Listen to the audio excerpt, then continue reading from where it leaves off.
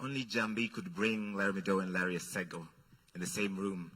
This is like 60% of the national supply of Larrys. It's definitely 100% of the supply of bald, bearded Luo men named Larry. Thank you. Finally, you're laughing. I say a lot. I'm from Siaya. Njambi, but I went to school in Kisumu. Njambi loved going to Kisumu. As I've said before, she's like, also Dumo na nipenda. Also Dumo, also mini rank sana, sana, sana. It was one of the joys of her life to go and do shows in Kisumu because she just couldn't understand that all the way in Kisumu, she would do a show and people were psyched for her. That they'd come to her show, they loved her, everybody wanted to take a picture, she'd have full venues. That was one of the true joys of her life. And when we went back to the trend this past week to do a tribute for Njambi, because that's the only way we wanted to honor her memory, a lot of people said it was nostalgic. Only the millennials. The Gen Zs didn't know who the fuck, I apologize. The Gen Zs didn't know who these wazees were. They were like, is this the guy for the leaking airport and the stadium? Njambi and I first overlapped at Daystar. I don't know if you knew that. But we reconnected at Nation. And when we added an extra hour of the trend, and I was selecting the people I wanted to have on the panel, I went to Njambi and Shiro first. And my whole brief to them was like, listen, we're going to do this thing. It's an experiment. Ikikata sawa tumejaribu. Ikiweza sawa.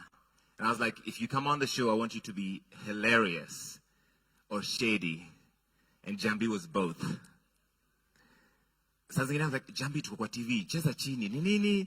Unachoma. Tutafukuzwa hapa hivi. But she came and she came fully as herself. Every single Friday. There were times when she was in pain, when we'd sit in the little boardroom outside the NTV newsroom, and she'd had a difficult week. She was having a bad day. Then we'd go on the air, and for an hour, she'd bring joy to the country.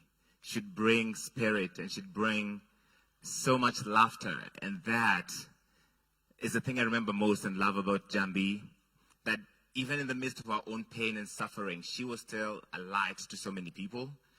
And Njambi was only a year older than me, but she lived multiple lifetimes. By the time she was on the trend, she had already been a news anchor. She'd already been a radio host. She was a reggae DJ. She'd lived all these other lives that we only saw her. She spoke French, had 2 degrees. And you'd see her on stage, and she was like possessed in that scene.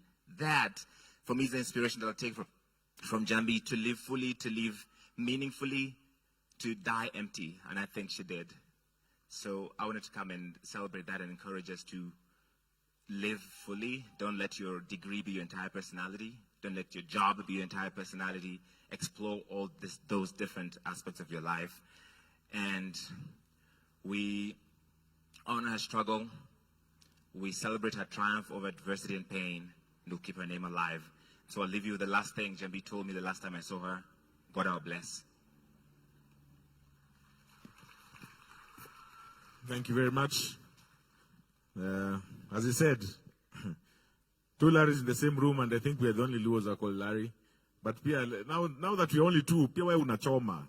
You know, choma kidogo hapo. As